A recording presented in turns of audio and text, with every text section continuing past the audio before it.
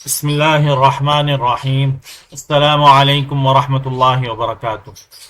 حافظ صاحب، بہت کنفیوژن ہے وظائف اور دم سے متعلق۔ آپ مجربات کا لفظ، اس کی تفصیل مہربانی کر کے بتا دیں۔ اس کے تحت غالباً بہت سے پیٹرن صورتوں اور آیات کے عام طور پر رائج ہیں، اور پھر قرآن اور صحیح و ثابت سنت و حدیث کو سمجھنے اور عمل میں لانے کی فرصت نہیں ملتی۔ جزاکم اللہ خیرا کثیرا۔ دیکھیں، آپ کی بات بالکل درست ہے۔ آج اگر لوگ صرف قرآن کو پکڑ لینا تو ان کی بیماریاں خود بخود ختم ہو جائیں، قرآن کو اگر شفا مان لیں، چاہے روحانی بیماریاں ہوں، نفسیاتی ہوں، جسمانی ہوں۔ تو لیکن المیہ یہ کہ قرآن کو چھوڑا ہوا ہے، اور اس کو ہم نے اپنے دماغوں کے حساب سے ہم سمجھ لیں، اس طرح نہیں سمجھے جس طرح رسول اللہ صلی اللہ علیہ وسلم نے سمجھایا، جس طرح صحابہ کرام نے ہمیں بتایا، تابعین، تبع تابعین نے ہم تک آگے پہنچایا۔ آج ہم افسوس یہ ہے کہ ہر بندہ جو ہے اپنی طرف سے جو ہے وہ اپنے تجربات کو جو ہے وہ آگے لوگوں کے آگے شیئر کر رہا ہے کہ یہ وظیفہ پڑھ لو، یہ دم کر لو۔ مجھے تو بہت حیرت ہوتی ہے کہ ہمیں تو وظیفے کی ضرورت ہی نہیں ہے، نہ ہمیں کسی دم کی ضرورت ہے۔ یہ تو تعویذوں کی ضرورت تب پڑتی تھی جب پہلے زمانے میں لکھنا مشکل ہوتا تھا، آپ ایک آیت لکھ لی، دو آیت لکھ لی اور اس کو لٹکا کے گلے میں باندھ لیا۔ آج تو ماشاءاللہ پاکٹ سائز، بلکہ اس سے چھوٹے سائز کے اندر جو ہے وہ قرآن کریم جو ہے اس کی طباعت ہوئی ہوئی ہے۔ اگر کسی نے تعویذ ہی باندھنا ہے تو وہ پورا قرآن لے لے، پورے قرآن کو تعویذ باندھنے کو گلے میں باندھنا ہے جو ہے نا۔ اور جو مطلب تھوڑا دین کی سمجھ رکھتے ہیں، جو تھوڑے بہت جو کو عقل ہے، شعور ہے، ماشاءاللہ اب تو ریکارڈنگ موجود ہے، تلاوت کی آڈیو ریکارڈنگ موجود ہے، سارا کچھ، تو تعویذ کی ضرورت نہیں ہے۔ اب مسئلہ کیا ہے، کن لوگوں کو تعویذ کی ضرورت ہوتی ہے؟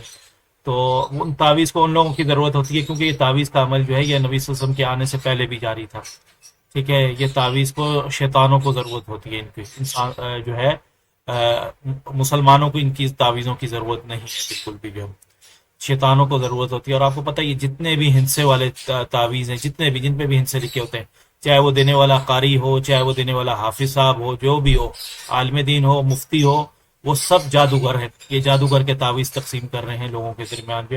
اور ان جادو کا نقصان یہ کہ جنات سے مدد مانگ رہے ہیں، اور وہ جنات آ کے آپ کے جسم سے خون بھی پئیں گے، آپ سے لطف اندوز بھی ہوں گے، اور آپ کے ساتھ سارے معاملات بھی کریں گے جیسا ان کا دل چاہے گا، ٹھیک ہے۔ تو اس طرح کے جتنے پیٹرن ہیں ان کی کوئی دلیل نہیں ہے، نہ صحابہ کرام سے ثابت ہے، نہ تابعین سے، نہ تبع تابعین سے، نہ ان کے پاس نبی صلی اللہ علیہ وسلم کی کوئی حدیث موجود ہے۔ اب آگے چلتے ہیں۔ ہمارے ایک اور طبقہ ہے ماشاءاللہ جو ہے، جو کہتے ہیں ہم قرآن حدیث کے مطابق دم کر رہے ہیں، تو وہ ماشاءاللہ وظائف بتاتے ہیں، یہ صورت اتنی دفعہ پڑھ لو، اس صورت کی یہ فضیلت ہے، اور اس آیت کو آپ اس طرح پڑھو، اس طرح کرو۔ تو یہ چیزیں بھی جو ہے، اور وہ کہتے ہیں یہ تجربے سے ثابت ہے، ٹھیک ہے۔ ہمارے کئی بڑے بڑے، میں نام نہیں لینا چاہتا، کئی بڑے ماشاءاللہ ایسے حضرات ہیں جو اپنے آپ کو شرعی راقی کہتے ہیں، راقی شرعی کہتے ہیں، کہ ہم شرعی رقیہ کرتے ہیں۔ وہ شرعی رقیہ کرنے والے لوگوں کی ابھی بات کر رہا ہوں کہ یہ حضرات جو ہیں یہ کہتے ہیں کہ تجربے سے ثابت ہے۔ تو ایسے لوگوں کو یہ سوچنا چاہیے، تو تجربے سے یہ بھی ثابت ہے کہ کتنے لوگوں نے یہ بھی پڑھا ہے۔ آپ نے جو دم بتائے، وظائف بتائے، انہوں نے اس کو پڑھا ہے تو کوئی فائدہ نہیں ہوا، تو تجربے سے یہ بات بھی ثابت ہوتی ہے۔ اب آپ بتائیں، میں ان کا تجربہ لوں کہ آپ کا تجربہ لوں؟ ہمیں کس کا تجربہ لینا چاہیے؟ آپ کا لیں کہ ان کا لیں؟ آپ ہمیں کیا، کس چیز کی بنا پہ آپ کا لیں اور کسی چیز کی بنا پہ ان کا چھوڑیں؟ کون سی دلیل ہے ایسی؟ تو ہمیں نبی صلی اللہ علیہ وسلم کی سے اس کی کوئی دلیل نہیں ملتی۔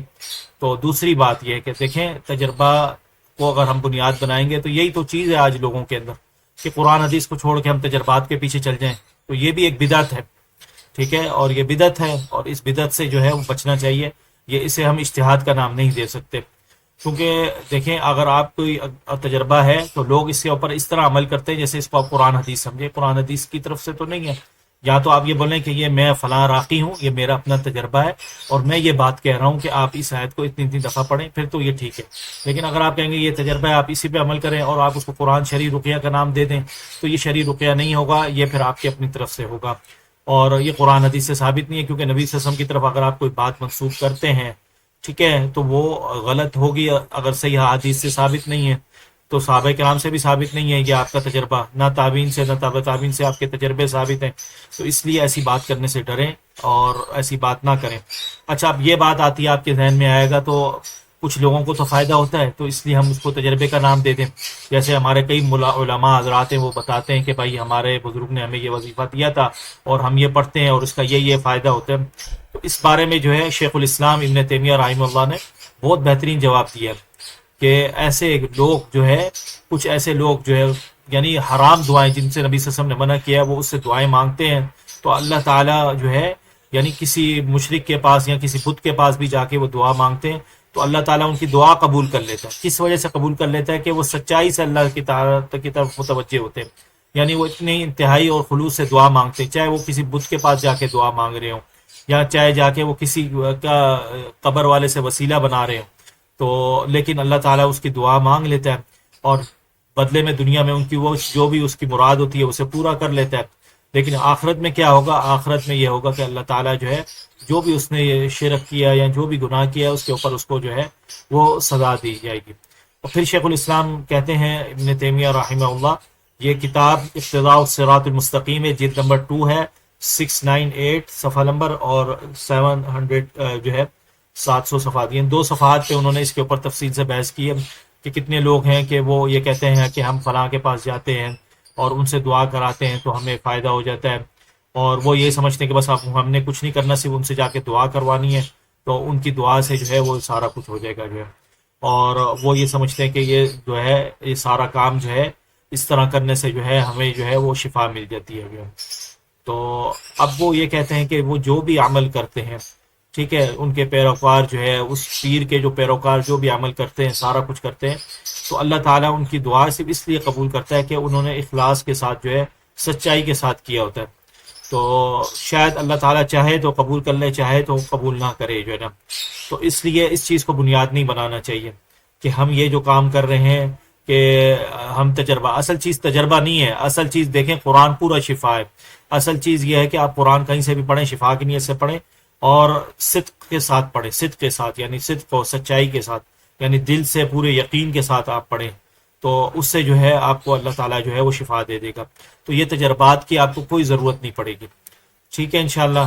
تو اللہ تعالیٰ آسانی فرمائے۔ یہ چیز ہے، یہ جو تجربات کے ہم نے بنائے ہوئے ہیں یہ لوگوں نے اپنی طرف سے بنائے ہوئے ہیں، اور اس چیز سے ہمیں بچنا چاہیے، اور ہمیں صرف وہ چیزیں بتانی چاہیے جو قرآن حدیث سے صحیح سند کے ساتھ ثابت ہیں۔ جو صحیح سند کے ساتھ ثابت نہیں ہے، آپ کا ذاتی عمل ہے تو آپ بتائیں یہ میرا ذاتی عمل ہے، میں نے اس کو فائدہ مند ثابت کیا ہے، اور یہ میں آپ کو بتا رہا ہوں میرا نام یہ ہے اور یہ میرا ہے، اور آپ نے جب بھی کسی کو بتانا ہے تو اسے یہ بتانا ہے یہ صحابہ کرام سے ثابت نہیں ہے، نہ تابعین تبع تابعین نے بتایا ہے، نہ یہ ہمارے نبی صلی اللہ علیہ وسلم کی طرف میں منسوب کر رہا ہوں، یہ نبی صلی اللہ علیہ وسلم کی بات نہیں ہے، یہ میری بات ہے، میرے کو نے اس کو فائدہ دیکھا ہے اور میں اس لیے بتا رہا ہوں۔